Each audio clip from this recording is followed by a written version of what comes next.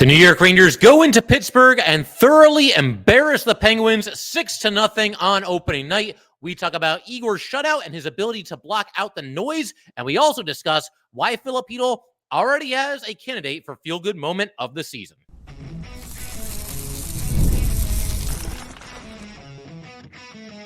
You're Locked on the New York Rangers, your daily podcast on the New York Rangers.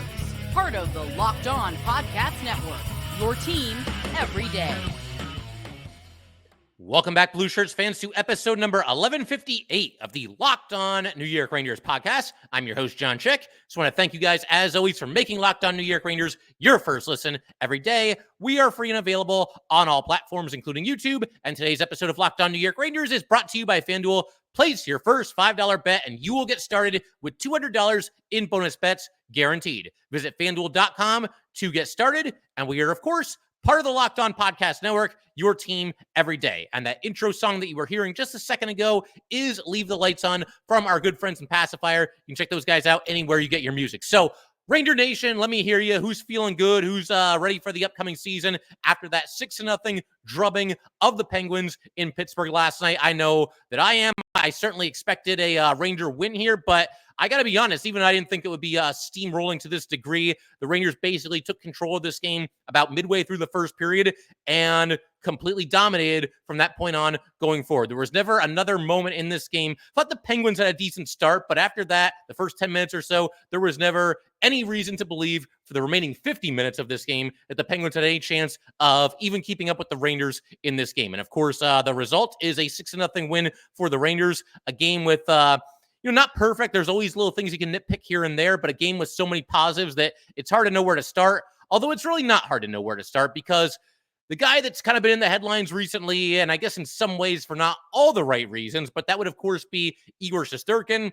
All the noise away from the hockey rink and, Ranger fans, a lot of people, not feeling so good about Igor Shesterkin, a little bit upset, a little bit angry with the Ranger netminder, given the fact that the Rangers offered to make him be the highest paid goalie in NHL history. For anybody that might have missed it, although at this point, I don't know how you could have missed it, but if anybody missed it, the Rangers offered Igor Shesterkin a couple days before the start of the regular season here an 8-year extension worth $11 million per season. That would have made him the highest paid goalie in NHL history, and Igor Shesterkin said no. And we'll get into that storyline, so to speak, in a little bit here. First, though, let's talk about what Igor did on the ice, because, the last couple of days with Igor Shesterkin, it's been about everything away from the ice. And I think this game served as the perfect reminder of just how good this guy is and just how important he is to the Rangers going forward. But he made some big-time saves in this game. Again, the 31-save shutout. And the thing that I liked about his performance more than anything is the fact that I felt like most of his more difficult saves occurred early in this game. He was making some pretty quality saves in those first 10 minutes that I was talking about, really the only 10 minutes of this game that were even competitive. But when the Rangers were up 1-0, and even before, Sam Carrick scored the first goal of the season there, as we all knew that he would, Igor Shesterkin was making some nice saves. The Penguins, 10 seconds into this game, got a good scoring opportunity. Igor was able to turn that aside. There was a play not too long after that where Crosby got around Zach Jones behind the net, played it in front. Beauvillier was there crashing the net. He's trying to stuff it home. Beauvillier used to hurt the Rangers when he was on the Islanders. So you're looking at this and it's like, oh God, what's going to happen here? But Igor able to keep the puck out of the net. He turned aside Beauvillier again a little bit later in the first period. You had Crosby get his own rebound in one situation. Crosby took a shot that went wide, bounced off the boards, came back out in front. A little bit of a tricky play if you're Igor Shesterkin, but he tracked the puck the entire way, got over to his right, gave Crosby nothing to shoot at, and stopped the puck. There was another play where Malkin went, through the neutral zone, got into the Ranger zone, made a pass to Bunting.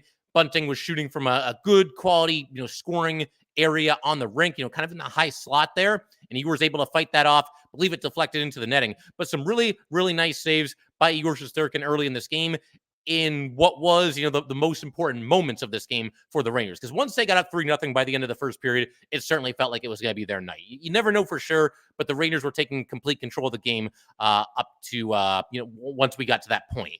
Igor was even making big-time passes, a couple of stretch passes. There was one in particular in the second period where he had Alexis Lafreniere all the way down at the other side of the rink, basically, at the Penguin blue line. I wonder, honestly, if Igor can make a pass like from his own zone, from his own crease to like the crease on the other side of the rink, if he could do that with any kind of regularity, the only problem there is that the play would be offside. But we see Igor do that so often where he'll make a pass and lead somebody up the ice, and they'll receive the pass right at the opposition's blue line and carry it in for a rush, and in some instances score a goal. We saw Igor do that in the playoffs. I think it was Game 6 in this very building against the Penguins a few years ago. A big goal in that game. I want to say he got the puck to either Mika or Kreider, and then one or the other, one of those two ended up scoring. But that was a pivotal moment in that game, and just another skill that Igor Shesterkin clearly possesses. So he was awesome on the ice, and I think it's made that much more impressive by the very simple fact that, again, there was a lot of drama surrounding Igor Shesterkin in these last couple of days. Now, Igor doesn't really strike me as a big-time social media guy. I could be wrong, but I don't think he really has an account. I don't see him on Twitter or anything like that. But there were some Ranger fans, certainly with some choice words for Igor Shesterkin. Even myself, I look at that offer that the Rangers made him, and I think, okay, highest paid goalie in NHL history, that's got to be enough, right? And it's for the maximum amount of years as well. 8 years is the most years that the Rangers are allowed to offer Igor Shesterkin, and apparently that wasn't enough. And not only does Igor need to be the highest paid goalie in NHL history, he's got this hang up, or at least that's been the report, that he's got to be the highest paid player on the Rangers. And there's some Ranger fans that feel a certain way about that. But I'll say what I've been saying all along, because we've done a couple of Igor-centric episodes the last couple of days leading up to this first game of the season here. I will say again what I've been saying. Multiple things can be true. This is a very, very, very generous offer by the New York Rangers to Igor Shesterkin. Again, the maximum length allowed, the fact that it is an 8-figure contract, and the fact that once again he will be paid $500,000 more than the goalie Carey Price with the second biggest, or what would have been the second biggest contract in NHL history if he would just sign the dotted line. You could even make the argument, and many Ranger fans have, that this is an overpayment, that under no circumstances should you pay any goalie this much money per season. I wouldn't go quite that far because he is massively important to this Ranger team, but even I've said all along that it can't be a blank check. You can't just give Igor Shesterkin like $13 or $14 million a season. I mean, that's bordering on lunacy because, yeah, he's been an awesome goalie, but we did an episode yesterday where we compared him to some of the other goalies, some of the other elite goalies, guys that have recently signed contract extensions between like Swayman, Ullmark, Hellebuck. I think we threw Saros in there as well, maybe one or two other guys. But those contracts are all for like $8 million a season, 8.25 a season, $8.5 million per season. And I'm fine with Igor making more than any of those guys that I just listed, but I'm not fine with him making like $4 million more, $5 million more, or $6 million more. That's where it's getting to be a little bit ridiculous. So it can be true. Again, the Rangers made a very generous offer. It can also be true that Igor has every right in the world to say no. Again, I'm a little bit frustrated with it. I get other Ranger fans being frustrated with the Igor Shesterkin situation and him turning down such a generous offer, but he is well within his right to do that. Any pro athlete in this situation is. I know some sports fans were comparing this to the Aaron Judge situation a few years ago when he was going into the final year of his contract and he bet on himself. And there's some similarities there. There's some differences too. Maybe at some point down the road, we'll do a comparison between the Igor situation and the Judge situation from a couple of years ago. Great day for New York sports yesterday, by the way. Yankees winning, Mets going to the LCS, and of course the Rangers squeaking by the Penguins here on opening night. But all those things can be true that I just mentioned. And one more thing that can also be true here, and I've touched on it a little bit. You as a Ranger fan have every right to be upset, to be angry at Igor Shesterkin, to think that he's selfish, to think that he's greedy, whatever you want to do. Fans are allowed to feel a certain way, just like Igor is allowed to turn down this record-breaking contract by the New York Rangers. And again, as I mentioned, this is a situation that we're going to continue to track going forward. It's going to be a storyline until it's not, until there's some finality one way or another. But Igor, for his part, bottom line is he did not really want to talk about this because you know how it is. The reporters, and rightfully so, they're going to talk to Igor Shesterkin before and after this game about a couple of different things regarding his future with the New York Rangers. He was asked if, what his general reaction was to the offer by the Rangers. He was asked about if he was upset, whether or not he was upset about this report leaking to the media, the details of the Rangers contract offer to him, 8 years at $11 million a season. He was also asked if he would consider negotiating with the Rangers in season. And basically it was pretty much no comment to all that. He kind of deflected. He even said something to them. I don't have the quote in front of me right now, but he said something like, hey, do you want to talk about Mancini, or how about that goal by Lafreniere? So kind of deflecting a little bit, but Igor does kind of have that dry sense of humor. We've seen that over the years with him. We'll see. An in-season extension to address the final part of that series of questions for Igor. An in-season contract extension is certainly possible. It can't be ruled out. I want to say Lundqvist, because he was in the last year of his contract so many years ago, in like 2013 or so. I want to say it was like December when he signed his extension. So maybe that happens with Igor. Igor could be signing an extension with the Rangers right now as we speak, for all I know. He might be in a room with Chris Drury and putting his pen on paper. It could happen today, tomorrow, a week from now, a month from now. It might not happen at all. We'll see. But certainly don't rule that out. If you're all doom and gloom and you want this to get done, no matter what the cost of it is, don't give up hope yet, because I think there's still a chance that they could come to some kind of an agreement in season. We'll see how it goes. But I do think that this game last night is just a reminder on the ice of just how important he is, and just how much of a difference he can make. Now, you can also look at it and say, well, the Rangers won this game 6-0. Basically, any goalie in hockey would have won this game.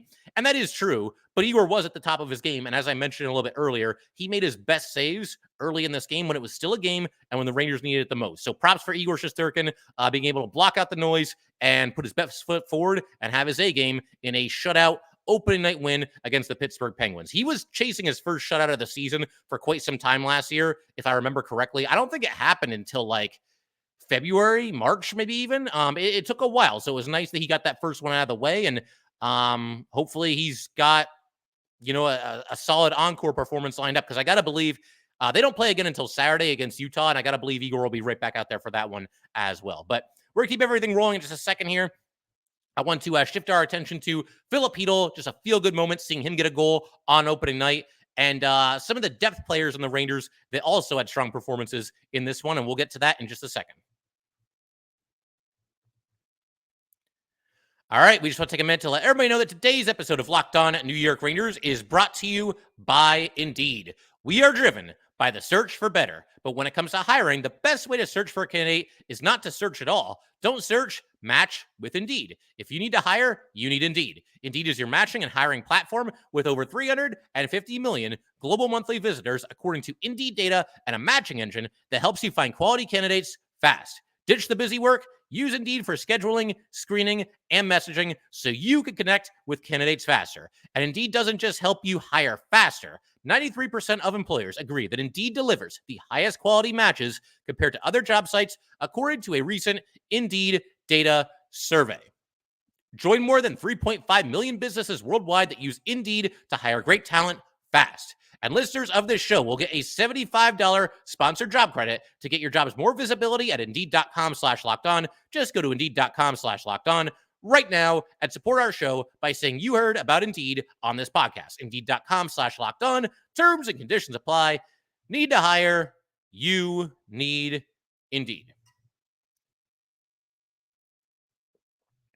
All right, let's go ahead and keep everything rolling here on Locked On New York Rangers. Huge shout out to the everydayers. As always, you guys got to be excited, right? I think even the most gloom and doom Ranger fans, you got to be feeling pretty good about a 6-0 win in Pittsburgh to start the season. I just had a blast watching this team last night, and just so excited that they're back in general. But when you can punctuate opening night with a 6-0 demolishing of one of your most bitter rivals, and for my money, some people will argue with me on this, but for my money, the biggest rival that the Rangers currently have, you got to be feeling good about that. And to keep the good times rolling here, let's go ahead and talk about Filip Chytil.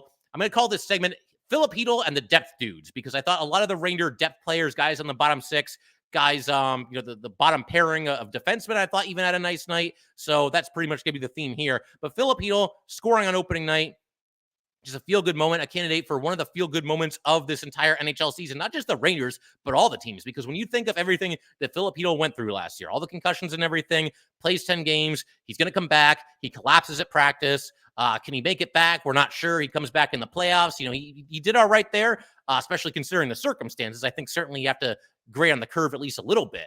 But Filip Chytil is looking like Filip Chytil throughout the entire preseason, throughout training camp, and now, strong game here. That entire line, Chytil, Cooley, and Kakko, I thought played very, very well in this one. Chytil ends up scoring this goal. Cooley would have had a goal in the first period off of a feed from Kaapo Kakko that unfortunately was disallowed. Kakko had like 3 chances to finish, was not able to do so. Stop me if you've heard that before. But overall, a really strong night for all 3 of these guys. But we got to break down Filip Chytil's goal here. Basically, you've got Cooley making a good play in the defensive zone, knocks it basically out of the air. Chytil picks it up and he starts dashing up the ice, and we know how fast he is. So he's got, the puck moving quickly into the neutral zone, and then he passes to his right to Will Cooley. Cooley goes up the right side, and it looked like a drop pass by Cooley to Chytil, but then watching the replay, and the announcers pointed this out as well, it looked more like maybe he just kind of like lost control of the puck, but it worked out nicely because Filip Chytil was right there. He grabs it and shoots and scores into the far side of the net, and that made the score 4-0 in favor of the Rangers. So this would have been better if this game was in New York, in Madison Square Garden. Overall, there's part of me that like wishes this was an MSG because that crowd would have been rocking, especially for this moment for Filip Chytil here. And then there's that part of me that's like, I love seeing the Rangers go on the road and just completely demoralize the fan base of, one of their biggest rivals here. But regardless, this is still a feel-good moment no matter whether it happens in New York, Pittsburgh, or on the moon. It doesn't matter because Filip Chytil went through a lot of adversity. This is his first goal in well over a calendar year, not counting the preseason, obviously. And you just have to feel really, really good for him. And I've been calling him the entire offseason, Filip Chytil, the ultimate X factor for the New York Rangers this upcoming season. He could have easily the best season of his career. I think that's certainly within reach. He could also, I hate to say it, I don't even want to like say it out loud because I certainly don't want to speak something like this into existence, but the concussion issue, the concussion history and the concussion issues, they're going to be there. They're going to linger until hopefully they don't happen for a really long time and we all just kind of forget about it. That's a best case scenario for Filip Chytil. But it wasn't just the goal. Filip Chytil was very active in this game. He kind of got into a couple of scrums with the Penguins. There was an instance in the first period where he took a shot on net that Jari turned aside, which, as I say, it doesn't sound like an issue. But the problem there is that the play had already been ruled offside. So the whistle had sounded. Chytil shot the puck. And the Penguins, it was Grzelcyk, I believe, took exception to it. In Chytil's defense, I don't think he heard or he might have heard the whistle. I'm sure he heard it, but I don't think he had enough time to react. He just kind of shot the puck and then, we're offside. But yeah, he was mixing up with Grzelcyk after this. And then there was a situation in the second period. Rangers are up 4-0 at this point. So this is after he had scored. But Kaapo Kakko got a breakaway chance. I told you Kakko had a lot of chances. He did. He had a breakaway chance late in the second period. The save was made. The puck is eventually frozen. But, Chytil had crashed the net. He was in the crease there. And all of a sudden, him and Pettersson start kind of getting into it. They start shoving each other. And each shove was a little bit harder than the one before it. Kakko jumped in to try to help Chytil. Like I talked about before, the Rangers are really going to watch Filip Chytil's back this season because they know firsthand, what he's gone through and how difficult that I'm sure it's been for him. But Kakko got in there. You had Letang jumping on Kakko's back and like trying to drag him to the ice while Kakko was already tangled up with a different Penguin, typical stuff there. But I do like seeing Chytil mixing it up a little. I mean, I better be careful because be careful what you wish for, right? I don't want to see actually Filip Chytil mix it up this much because of the concussion history. There's other Ranger players on this team. On one hand, it's awesome and it's great to see Chytil, get involved like this and stir it up a little bit and obviously stand up for himself. On the other hand, maybe leave that stuff to the Matt Rempe's and the Adam Edstroms and the Jacob Trubas of the world and let the big guys get in there and do that kind of stuff. Because the last person that I want to see, dropping his gloves right now is Filip Chytil. Not that I think he would necessarily do that, but he was chippy in this game. Filip Chytil was playing with a little bit of an edge here, and it's good to see, but it probably also makes a lot of us at least a little bit nervous. And then Chytil had a chance in the third period as well to score another goal. He went in with a ton of speed on a 2-on-1, opted to take the shot, and missed high and wide. But yeah, strong game overall for Filip Chytil. And we also want to talk about some of the other depth players on this Ranger team. And one guy that we got to mention, the guy that scored the first goal of the season for the New York Rangers, as we all knew that he would, the second that the Rangers signed him to a 3-year contract this offseason, Sam Carrick.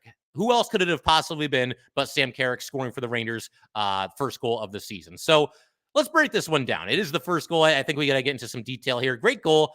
Puck was dumped into the offensive zone by Zach Jones. Carrick and Brodzinski both get in there very aggressively on the forecheck, especially Brodzinski. He looked like he was shot out of a cannon on this play. Kind of a surprise starter for the Rangers in this game, but he played well, as did basically every player. But Brodzinski eventually ends up coming away with the puck here, and he makes a really nice pass back to the blue line, to the right point, to Jacob Trouba, across the ice there. And Trouba gets it, takes the shot. Carrick, by this point, had gotten in front of the net, and he deflected the puck and into the twine. And just like that, the Rangers lead 1-0 about 2 or 3 minutes into the game, whatever it was here. But something that was very encouraging here, I mean, there's a lot to like about this goal, but I think the fact that Carrick was in front of the net creating traffic, and so too was Adam Edstrom. This is something that we talked about during the preseason. Even though the Rangers got, crushed by the Islanders basically in their preseason finale, something that I really liked about that game, the 2 goals that the Rangers scored were the result of, having a lot of traffic in front of the net. And we saw that here. We saw that also later in the game when Trocheck made it 6-0. There was all kinds of traffic in front. That was kind of a theme for the Rangers in this game. And it's something that you really want to see if you're a fan of this team. So seeing a big dude like Carrick and a big dude like Edstrom in front of the net on this play, the first Ranger goal of the season, very, very nice, and hopefully a sign of what's to come. Rough shift for Letang here too. He ended up he lost his stick on the play, and that partially resulted in the Rangers winning that puck battle. And then he got his stick back, but could not keep up with Sam Carrick, who got to the front of the net and scored on the redirection for the Rangers. There was also, we're talking about depth guys here, the disallowed goal by the third line. This would have made it 2-0 about midway through the first period. Rangers have a defensive zone face-off. They storm up the ice. Kakko was stick handling on the blue line. Unfortunately, he kind of stick handled his way to being offside. Not really his fault. I mean, he had a guy that was challenging him a little bit, so he had to veer to the side just a little bit. Play was offside. But this would have been a beautiful goal. It was a beautiful goal. It just ended up being disallowed. Kakko passes all the way to the other side of the rink to his right to Will Cooley. Cooley rifles it off the far post and in to make it 2-0 until it wasn't. We also got to talk about Victor Mancini. Again, giving some love to these depth guys, making his NHL debut. A roster long shot at best to make this season coming out of training camp, but he just kept playing well. He played great in the rookie series against the Flyers.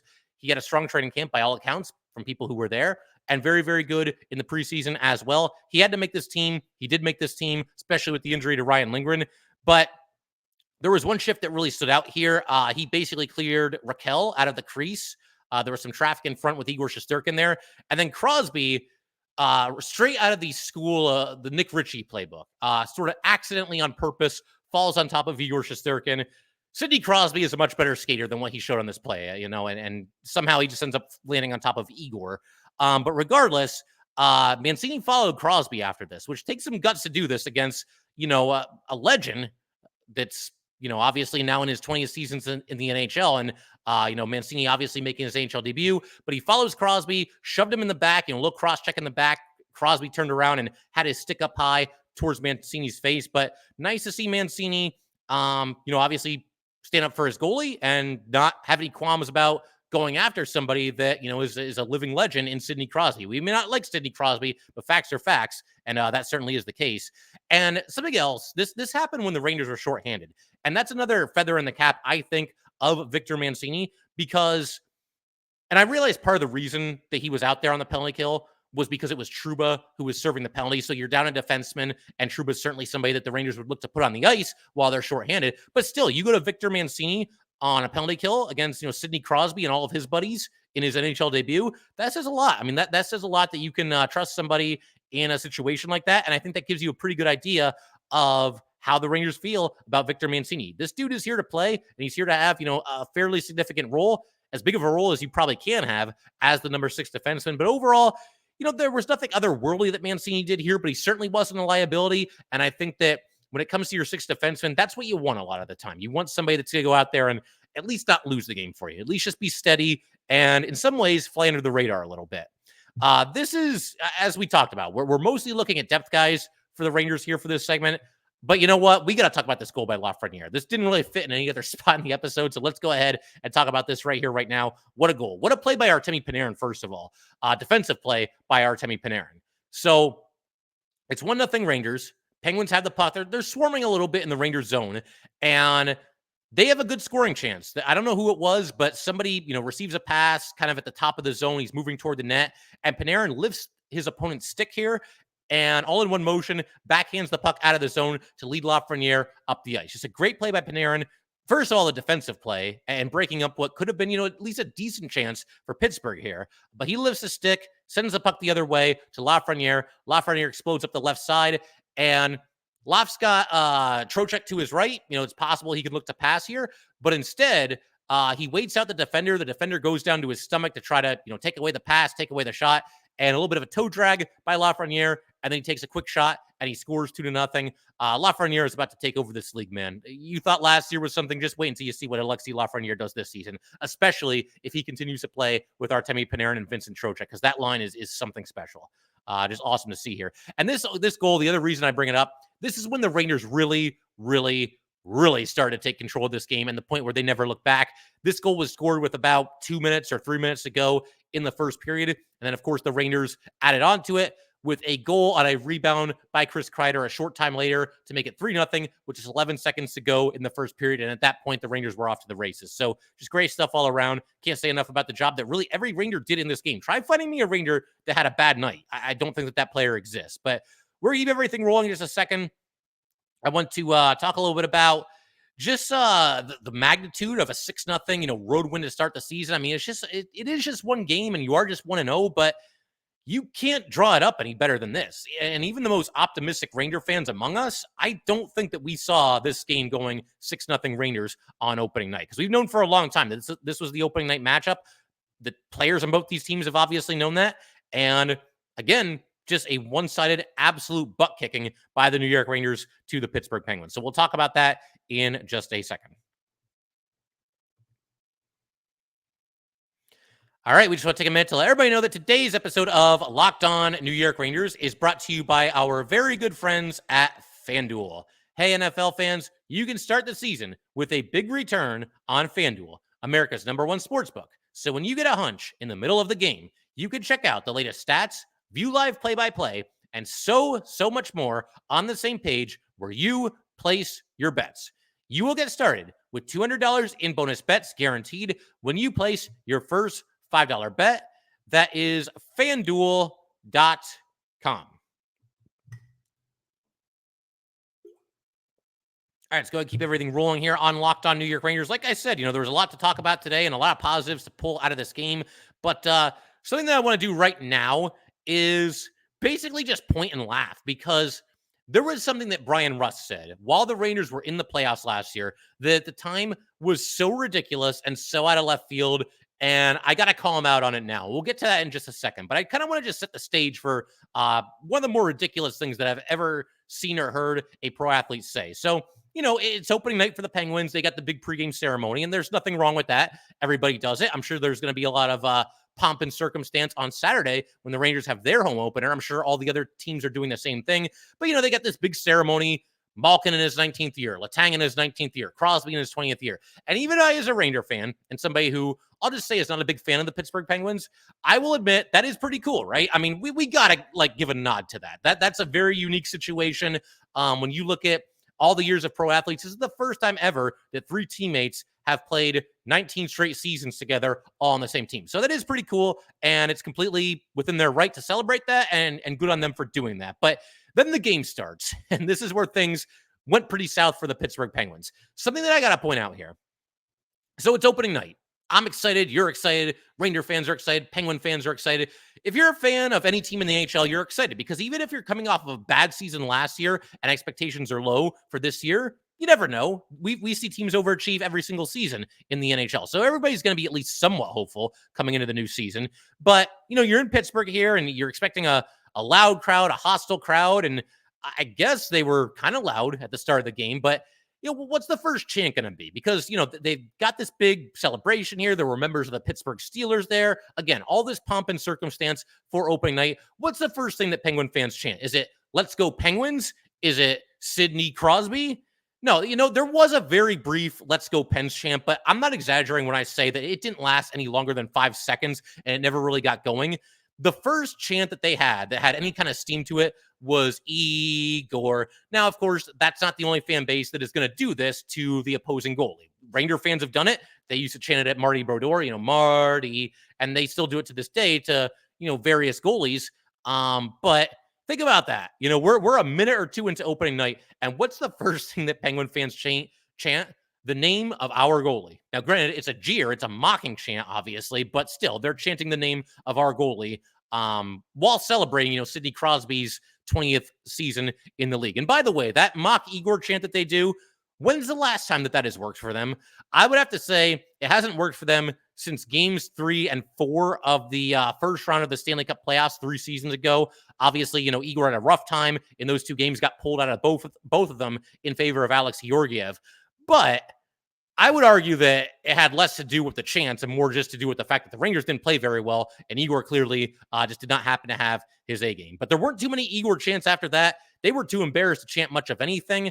And if there's one disappointment that I have, and this is going to sound funny, but I almost wish there had been just a little bit more pushback from the Penguins in this game. I would have wanted to see the Rangers face at least some kind of an adversity in this contest on opening night. Is there something that we're going to have to get through? The Rangers basically just cruise from the midway point of the first period until this game was over. The Penguin fans didn't even have enough energy to boo Jacob Trouba when Trouba had the puck. We didn't even get any whining and crying from Crosby and Malkin. There was a little bit of that. Crosby got caught. He cross-checked Mika Zibanejad. It wasn't like a vicious cross-check, but it was a cross-check. And certainly if somebody did this Crosby, he'd be looking for a penalty to be called. But he gets called for a penalty. A little bit of chirping at the ref. We've certainly seen worse, but not even a whole lot of that. Malkin was a ghost. Crosby didn't do much of anything. And Letang had a really rough night too. But this brings me all to kind of the main event here, and that's Brian Rust. So I'm going to go ahead and share a quote with you guys that Brian Rust had from last season. There you go. Anybody watching on YouTube can see it, and I'll go ahead and just read it for anybody that can't see it. In an interview with Ninja, Brian Rust said he believes the Penguins would have beaten the Rangers in the first round if Pittsburgh made it instead of Washington. This was last season while the Rangers were making their run through the Stanley Cup playoffs, and Brian Rust had that, I guess, now infamous quote. I gave it the old retweet today. The idea that, look, it's great to have confidence in your team, and I will never sit here and say that this team has no chance to beat that team in a best-of-7, because we've seen some big upsets over the years, and it can happen.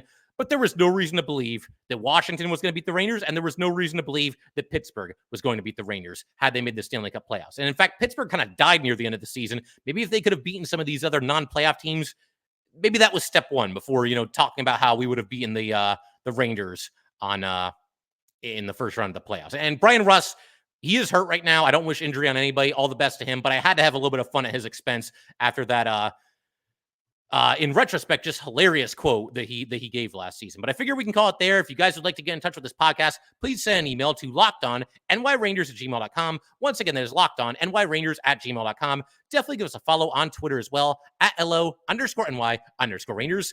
Once again, there's @LO_NY_Rangers, and definitely subscribe to Locked On New York Rangers YouTube channel. Thanks again, guys. I will see you next time.